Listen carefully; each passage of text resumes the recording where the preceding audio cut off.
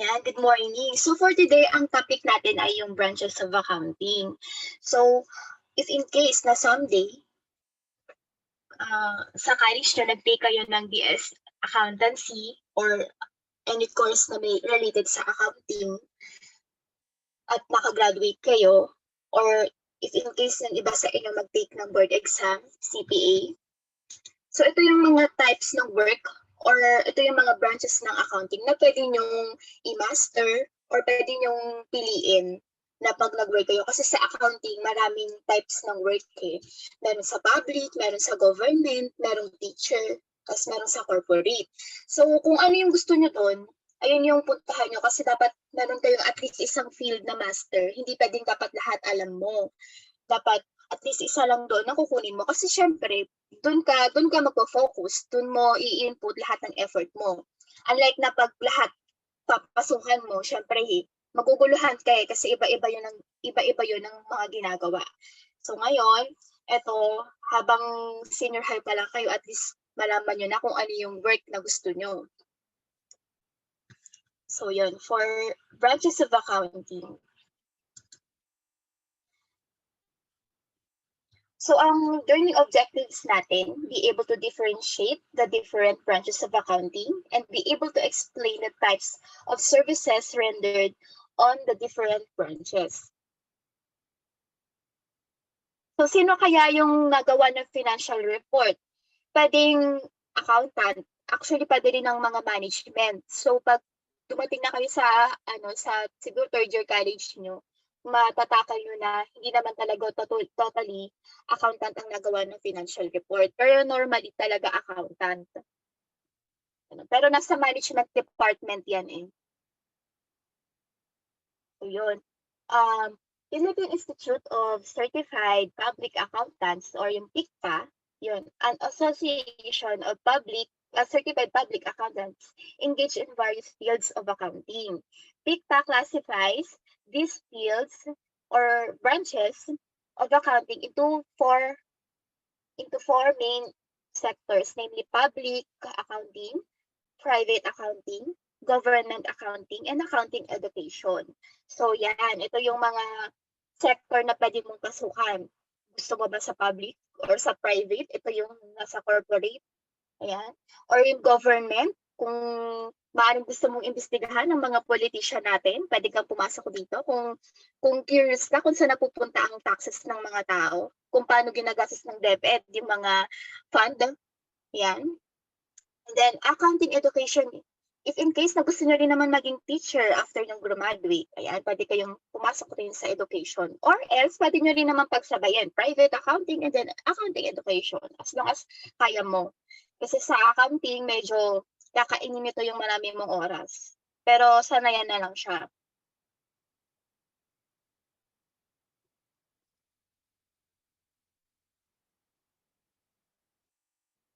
Okay, so sa public accounting, ito yung mga types ng work.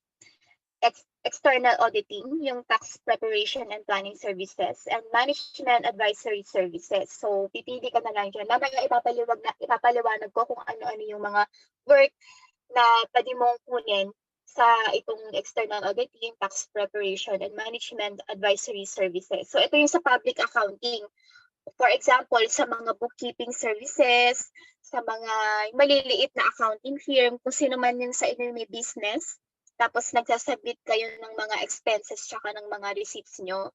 Ayan, public accounting yung gumagawa niyan.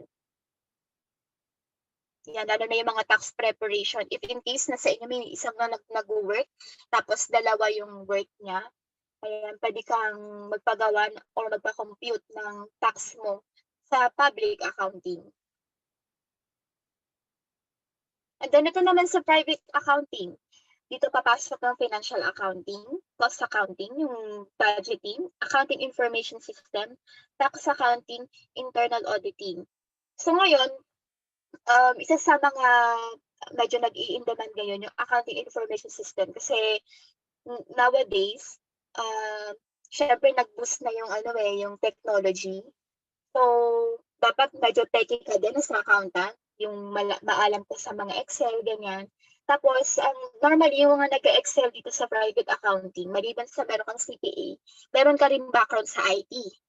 Yan, kasi nung mag-recommend ka kasi ng mga innovations para sa benefit or para mas mapaikli mo yung task. Ganon. Yun yung sa private accounting. So, mamaya tataka natin yung financial accounting, cost accounting, at saka yung mga internal auditing.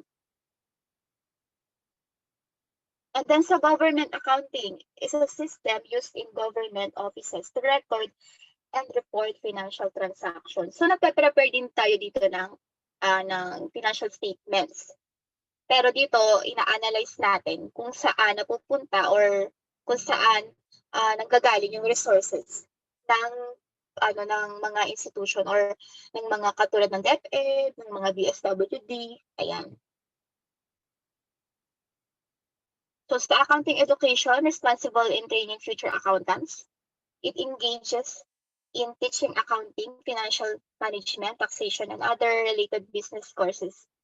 For example, yung mga subjects na lumalabas sa board exam, ito yun. Yan. According to CHED, should possess educational qualification, professional experiences, classroom and teaching ability, computer literacy, scholarly research productivity, and other attributes that are essential for the successful conduct of a professional accounting program. So dapat merong siguro at least quarter or yearly, merong mga training din ang mga teachers. So normally naman ang mga nagtuturo ay, especially sa mga colleges, mga CPA. So ito, let's start na sa branches of accounting. So yung una, yung financial accounting, management accounting, and then ang government accounting. So first, yung sa financial accounting, focused on recording of business transaction and the periodic preparation of reports on financial position and results of preparation. So ano to sa part ng private accounting. So dito sa financial accounting, nagpe-prepare din ng financial statement or financial position, and then nagre-record din sila. Pero dito, ang aim nito is to provide yung stability ng isang business sa mga investor, shareholders. So gumagawa sila ng financial statements para sa mga users, outside users. So yun.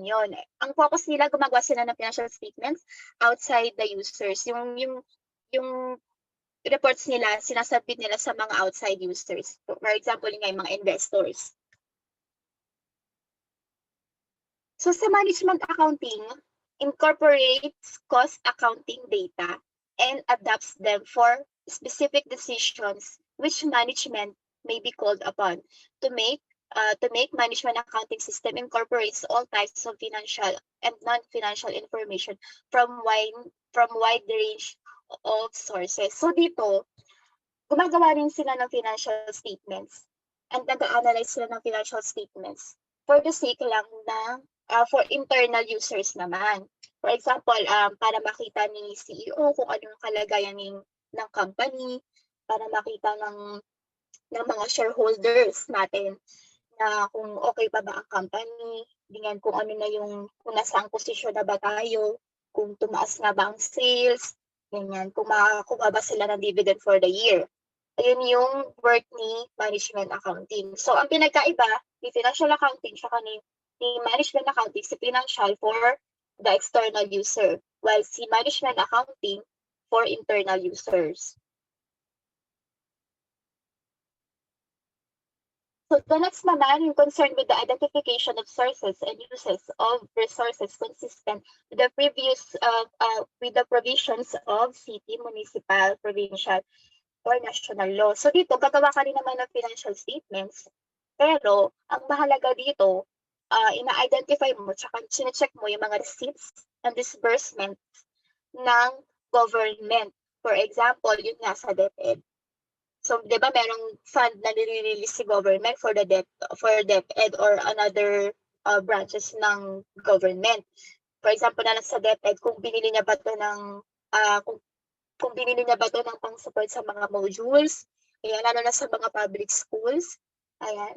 Ta's 'di ba, naka-gather na sila ng information, nag-record na sila. Tapos as accountant, iche-check mo 'yun kung ito bang binigay ng mga empleyado na for the yung information ay totoo ba, valid ba 'yun, kung magtatali ba siya dun sa fund na binigay ni government. Actually, hindi naman talaga totally 100% na nagtatali yan or 100% na tumutugma. Dito sa accounting, meron lang tayong reasonable allowance or parang dapat immaterial lang yung pagkakaiba nila.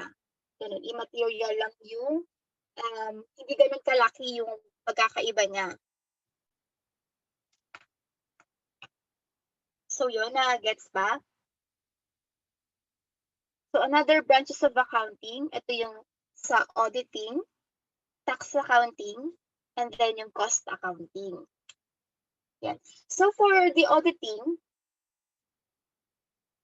yan, an independent examination on the fairness and reliability of the reports that management submits to users outside the business entity.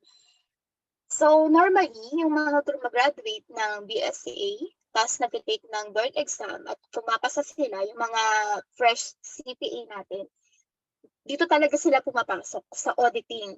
Kung familiar kayo sa SGV, yung sa mga PwC, ano pa ba, yung sa mga Deloitte, KPMG, ayan yung Big Four natin.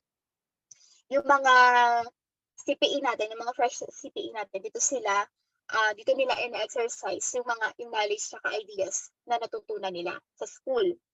So dito sa auditing, di ba, merong gumagawa ng financial statement sa mga company. Gumagawa yung mga management ng financial statements, tapos chinek ni CPA ng company na yon, certain company na yon.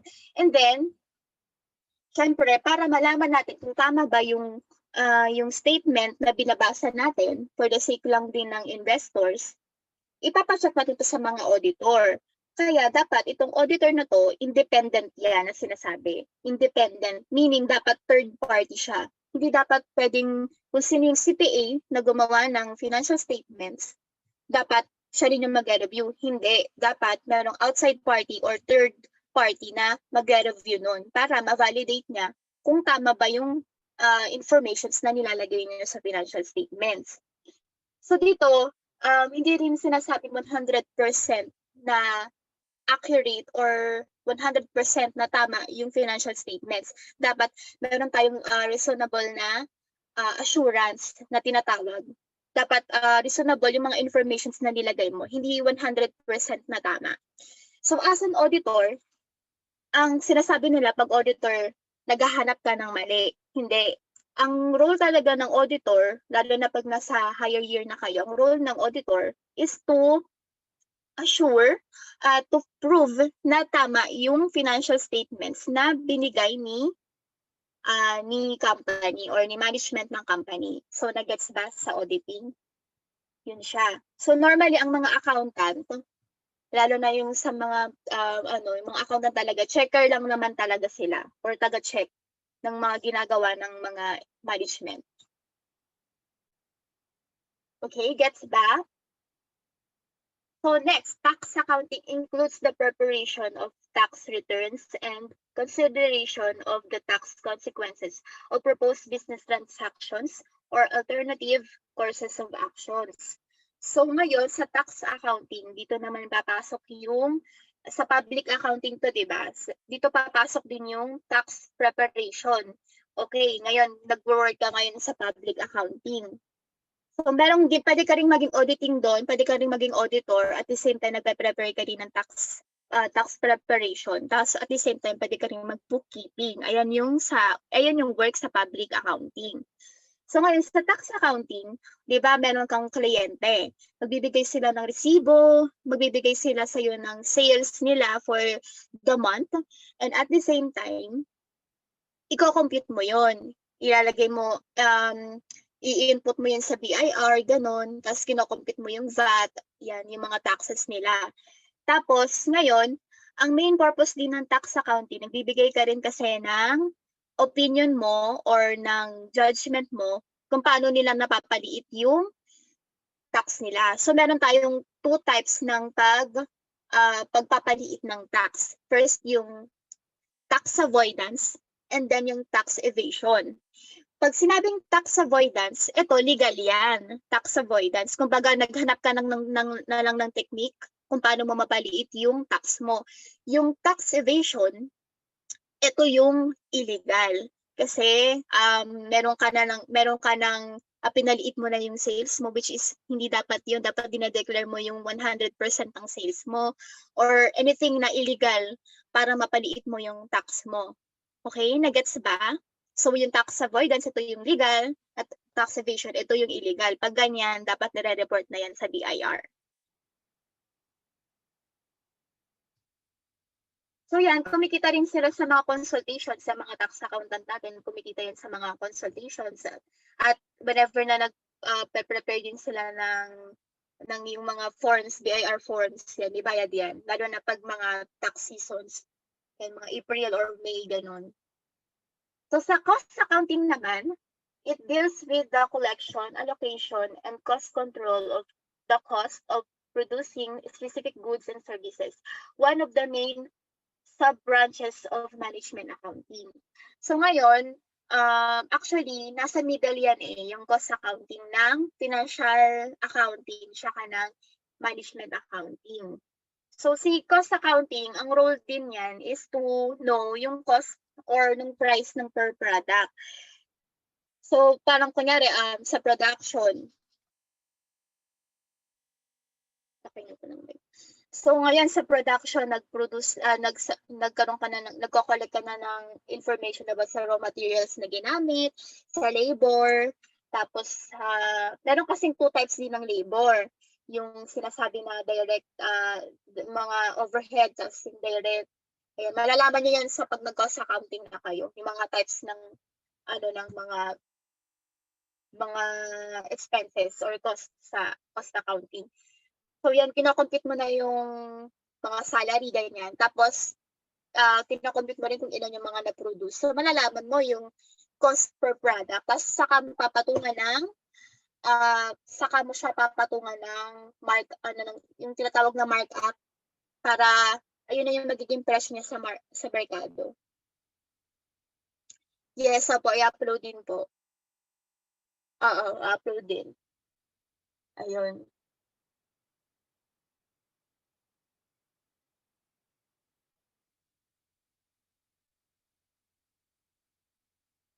Okay, so gets ba? Actually, ito mga subject din to sa higher accounting, yung auditing, tax accounting, cost accounting, meron din tayong government. Oh yes, i-upload ko naman siya. Tsaka itong PowerPoint. Yan, tapos ano pa ba yung isa, yung public, yung government accounting, meron din kayong subject niyan. Yan, kukumpitin nyo kung ano yung salian ng isang politician, tapos doon nyo malalaman kung saan naggagaling yung mga resources nila. Ganyan, kukumpitin nyo yun. So, para malalaman nyo kung valid ba yung pinanggalingan ng resources nila. Kasi diba, minsan may mga politicians tayo nakikita na bigla-bigla na nagkakaroon ng maraming bahay. Ganyan, i-validate nyo yan. Kaya masaya din siya pag sa government accounting. The next one, yung accounting education and accounting research. So sa accounting education, yun nga, deals with the promulgation of accounting knowledge to various interested party that will aid them in achieving their individual goals. So yun nga, ang purpose ng education is to prepare kayo, the students, in the board exam, at saka syempre, para maging mabuti kayong CPA. Ganyan, para maging magaling din kayong CPA someday. So, ayun. Dito rin ina-apply. Dito dapat kailangan meron tayong quarterly or siguro at least 1 year na training. Kasi syempre, every year, laging may pinapasang bagong law. At pag nagbabago ang law, nagbabago din ang accounting. Pero partial lang naman. Yun. Yung cost accounting, hindi naman nagbabago yun. Yung normally ang nagbabago kasi pag may pinapasang bagong batas, yung financial accounting, ganyan. So the next one naman ay yung research. Deals with the creation of new knowledge. Ayun, balik natin. So dito papasok yung kunyari, yung tinatawag nga nilang cryptocurrency. Ayan, yung parang yung mga bagong transactions na nag-e-exist ngayon na hindi pa nilalagyan ng accounting or hindi pa nagagawa ng accounting regulations or accounting guidelines. Dito papasok yung sa accounting research. So ginagawa nila, pinag-aaralan nila kung ano bang class ng accounting yung i-apply nila dito. Tapos yun, ipapasok na nila yun sa mga subjects. Ganyan. For example, yung mga bagong, di ba nagbago ang tax ngayon? Parang yung sinasabi na ng train law. Ayan, dito rin siya papasok. So, pinag-aralan din nila yan kasi i-apply din yan sa accounting. Okay, nagets ba? So again, ito yung mga branches of accounting natin. Yung auditing, bookkeeping, cost bookkeeping, cost and cost accounting, financial management, taxation, and government accounting. So yung yung sinasabi ko kanina, yun yung pag-aralan nyo. Yung una yung financial accounting, management accounting, ano pa ba yung cost accounting, accounting education, accounting research, government accounting, tax accounting. Ano pa bang di ko nasabi? Basta yun, yung nasa Quipper. Basahin nyo lang din siya ulit. So may question ba kayo? Ang bilis natin natapos. 10:27. Nadali lang kasi nito eh. May question ba kayo?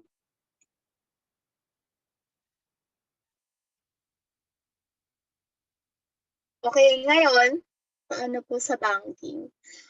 Sa banking, normally kasi ang nag-work sa banking ay yung mga financial management. Kasi more on ano to eh. Parang hindi kasi siya na-applyan ng accounting. Pero may mga officers doon yung accounting officers. Oo. Pero yung pag sinasabi mo yung mga teller, yung mga nagko-compute ng foreign exchange, yun. Oo. Normally, mga financial management, yung mga BS financial management, BSBA. Oo, yes, related po siya. Kunyari, pag graduate po kayo, tapos gusto nyo mag-work sa bangko, ang pwede nyo pong kuning course ay yung BSBA, Financial Management. Ayan po talaga yung nag-work sa bangko. Yan, sila po.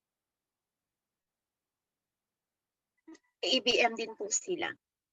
Yan, sila po yung mga teller, yung mga nag-aasikaso sa atin sa bangko. Sila yung mga tao na nakakaalam talaga ng mga cheque, yung mga totoong pera, ganyan. Ayan po yung ano nila, expertise.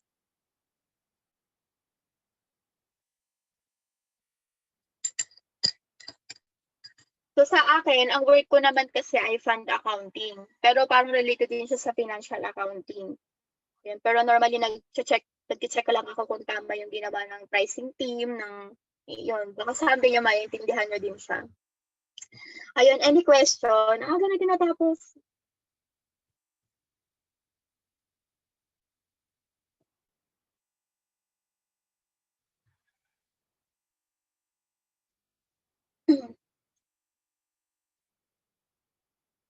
Okay, sige, pa-activity tayo hanggang 11 a.m. So ngayon, igugrupo ko kayo, ilan kayo? 29. 29, 5. Okay, sige, igugroup ko kayo ng 5 groups. So parang tig 6 or tig 5. So ngayon, ang gagawin natin,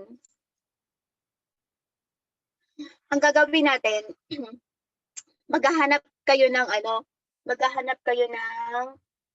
kahit sa Google lang, hanap kayo ng company, tapos sabihin nyo kung ano yung accounting na ginagamit nila. Pwedeng combination ng mga branches of accounting. Ganyan. Kung ano yung accounting na ginagamit nila. Okay na gets ba? Una, search kayo kung anong company. Dito lang sa Pilipinas.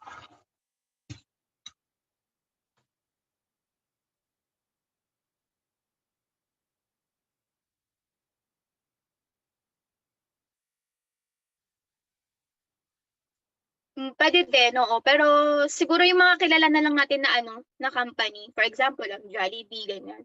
Or McDo, ganyan. Ano ba, Starbucks, yung mga kilala nating company.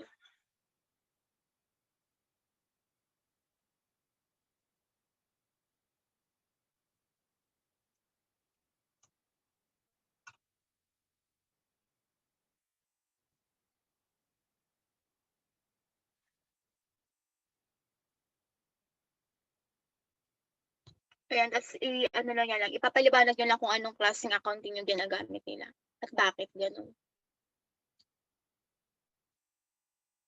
Okey, sige kunyari magbibigay ako ng example, yung company kunyari yung company ko sa Citco, ang ginagamit naming accounting ay lalo na sa work ko financial accounting, gano'n. Kasi nagpe-prepare kami ng financial statements. Okey na gets ba? Ano ko na lang, puntahan ko na lang kayo.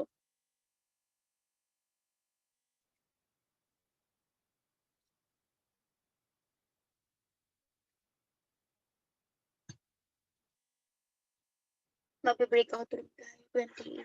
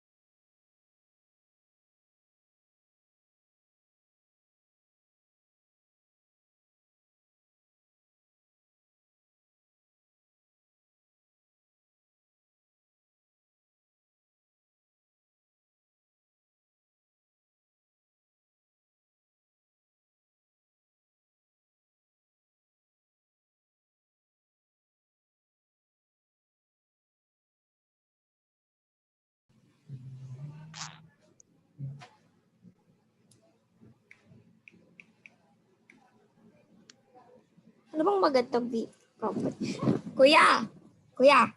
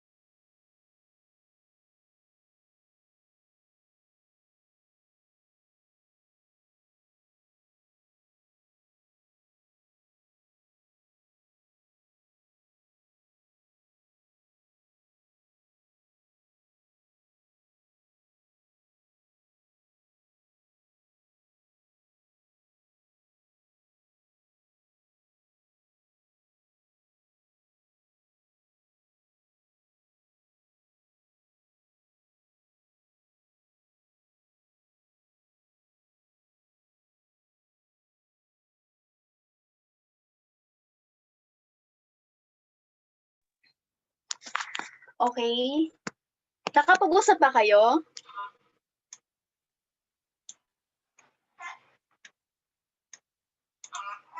Nakapag-usap ba kayo, guys?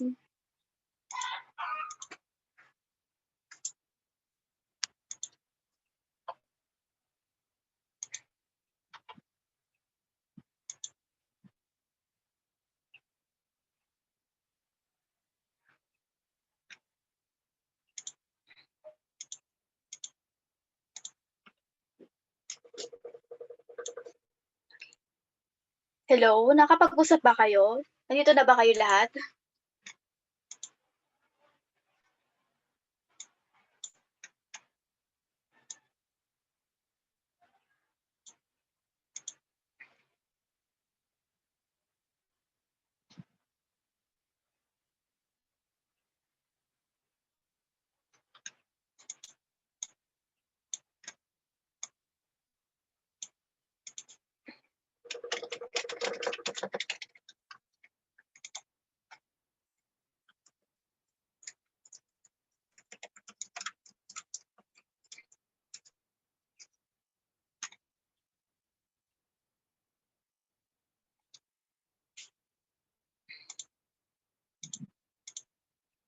Okay.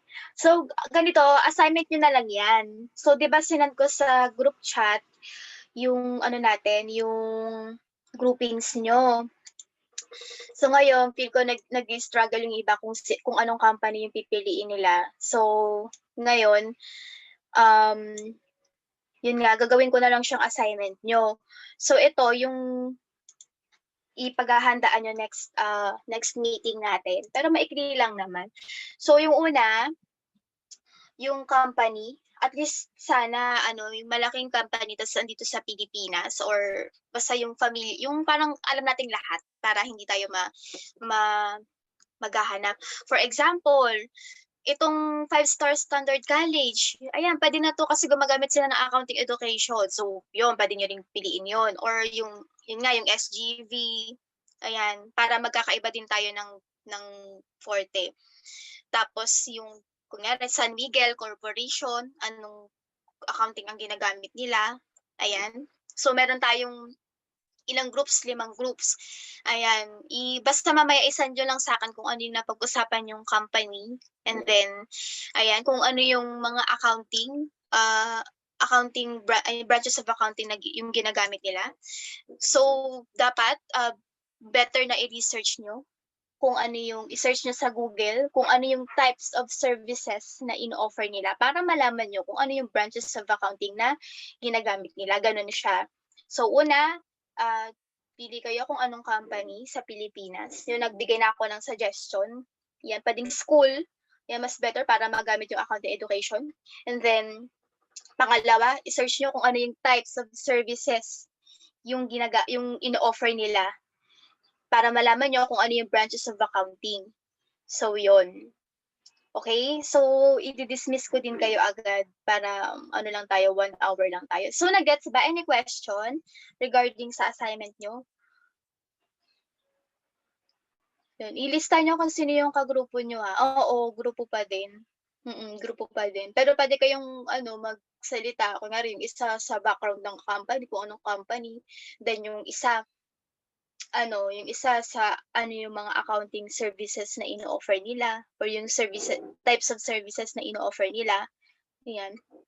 And then yung pangatlo, kung ano yung branches of accounting at kung bakit. So yun, since malalaki naman na kayo, so alam niyo na kung sino-sino yung ire-represent niyo or better na lahat makapagsalita para hindi naman unfair sa iba, 'di ba, na nag-exert ng effort. So yun. Okay. Any question? May 6 minutes pa, gano'n. Kung meron kayong hindi naintindihan sa branches of accounting.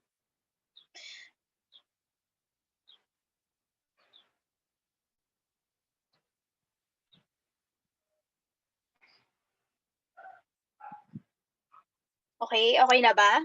Okay na ba kayo?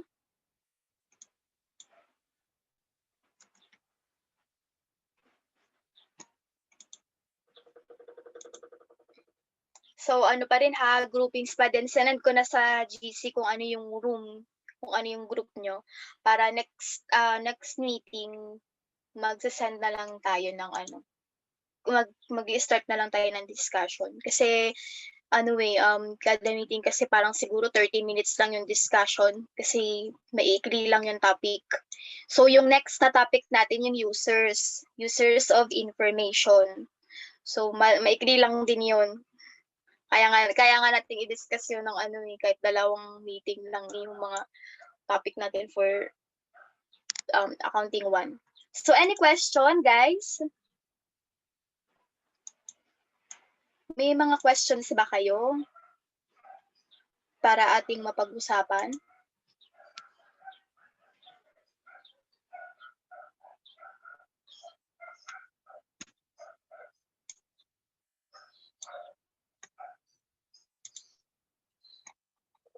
Okay, so ano nyo na lang, okay, wala na po, ma'am.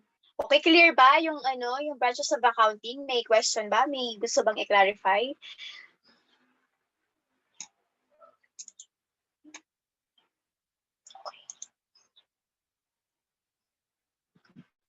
Okay, sige. Okay, open lang kayo ng camera nyo kasi magpi-picture tayo.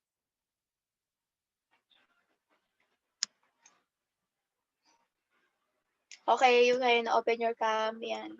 Picture tayo. Yan. Wala kaming ilaw. Madilim. Eh, Okay. parang wala naman.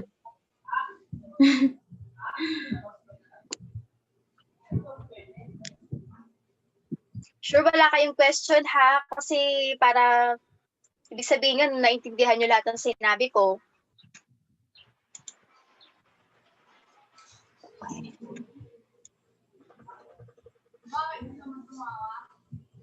Okay, picture na tayo. May namang pwedeng mag-screenshot? Sino pwedeng mag-screenshot? Kasi 2 yung monitor ko eh.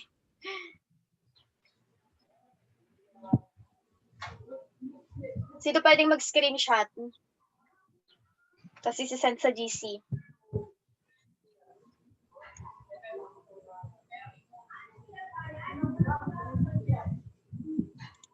Wait.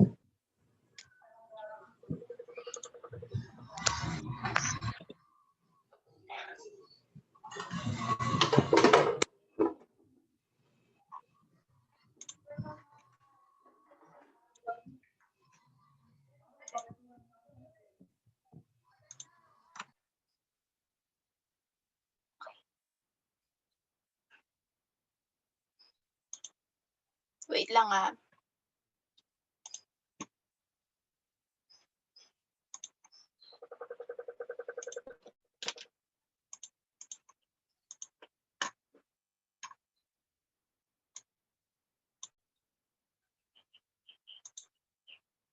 Okay, tayo ha? Sabihin ko ready 1 ha?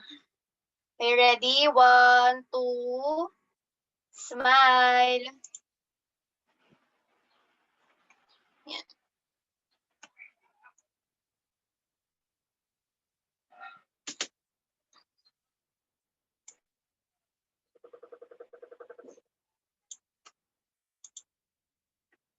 Yun. Okay, sige. 1 hour lang tayo. Tapos next na topic natin, users of information. So, yun. Wala na bang question ha? Okay, thank you. Bye-bye. Leave na kayo, pwede na.